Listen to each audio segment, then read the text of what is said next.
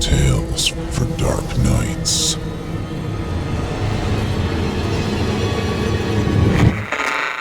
Want to make sure you never miss a Chilling Tales for Dark Nights video again? Be sure to subscribe and hit that bell to turn on notifications.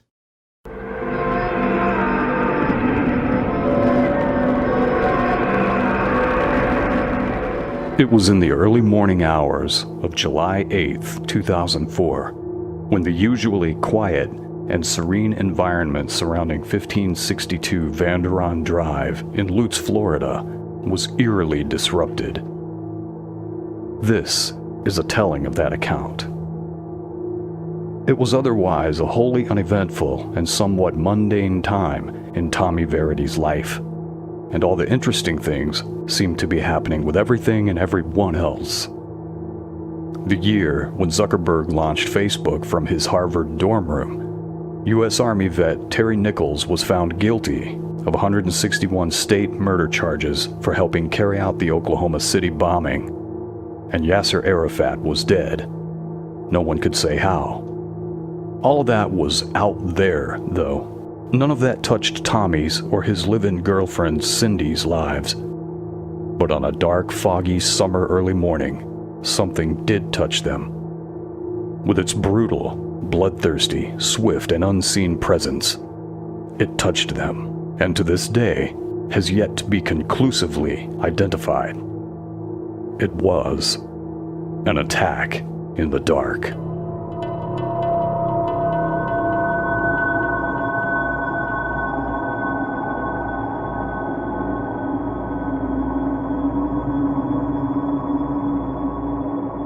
Tommy and Cindy were what they themselves would refer to as simple people. They lived by modest means in a small mobile home in a somewhat rural-esque setting. An acre of land at the rear of the trailer with a wooded area that extended beyond that. A metropolis of pine, oaks, and flowering dogwoods surrounded the land.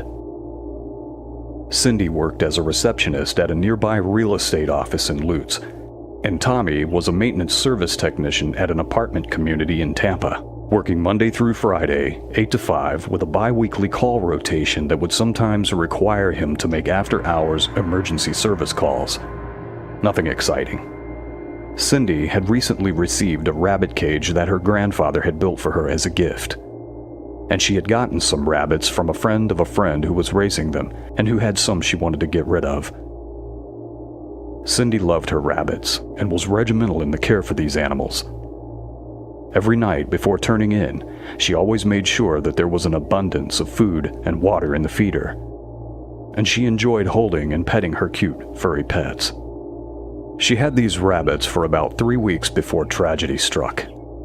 A predatorial attack that came from seemingly out of nowhere.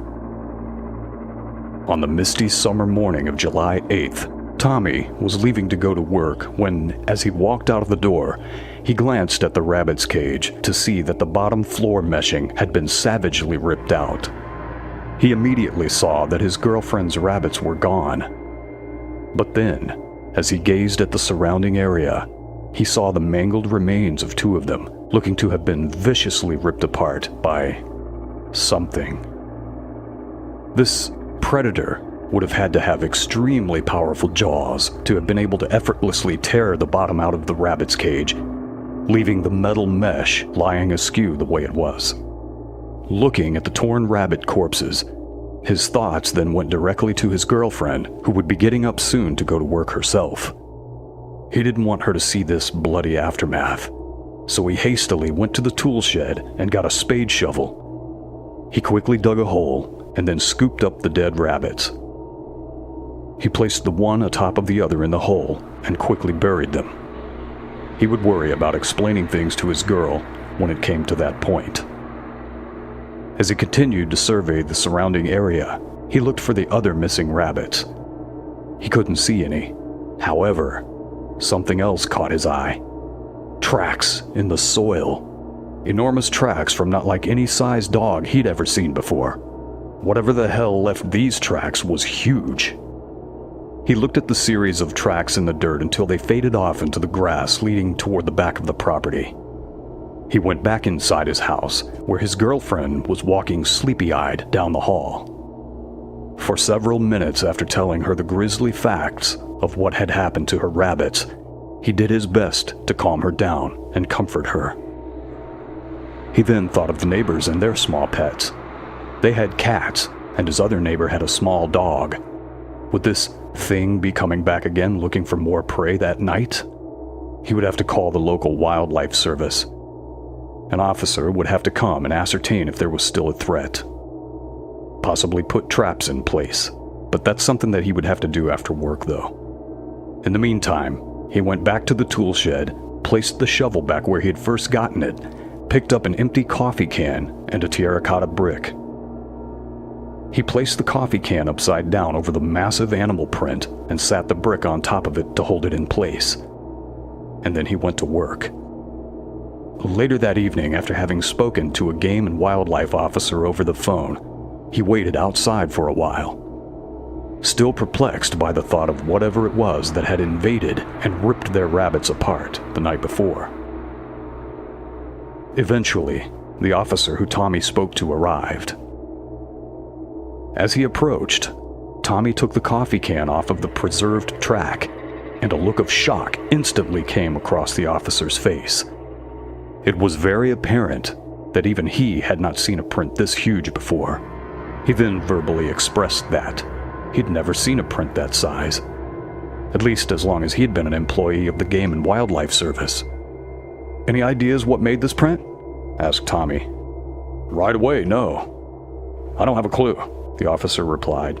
"It's not like any wolf or coyote print I've ever seen. Hell, I don't even think a Great Dane's paw reaches that size." "Know what's really scary, officer?" Tommy asked. "Is that neither myself nor my girlfriend heard a damn thing. We could have possibly been ripped apart too." "I doubt it," the officer said. "The rabbits were clearly easy prey. I think it just saw an opportunity for a quick meal and took it. I'm really sorry, but I really don't think there's anything more to it than that. I'll say this though, I'd be really nervous to encounter whatever it was made those tracks." "Well, what can I do? Do you think it'll come back? What about my neighbors and their pets?" Tommy nervously asked. "Just tell them what happened. Tell them to keep a keen eye open for their pets. Don't let them give this animal an easy target." Tommy nodded in agreement. The officer then took out his flip phone, turned on the camera, and then took a pin out of his breast pocket. He placed it on the ground next to the print and snapped some shots. "I'm going to show these around to a few guys, get some extra thoughts. Meantime, I guess just keep an eye open," he said. After he left, Tommy snapped a few shots of the print himself. He would do some research that night online to compare the prints to any possible matches. The predatory animal never returned. After a few weeks, Tommy had a theory. In Lutz, right off of Highway 41 nearby, a lot of new construction was taking place. Building crews were slicing into the surrounding rural landscape, putting up business developments, strip plazas, and new residential housing structures. The Florida Panther! Couldn't it be true? Could this hungry predator be getting pushed out of its natural habitat and into the surrounding neighborhoods? The more he thought about it, the more plausible it seemed. That was now Tommy and Cindy's accepted idea. After that, they made sure that they kept their remaining pets safe. But unfortunately, Cindy never got more rabbits, and the rabbit cage was chopped up and used for firewood.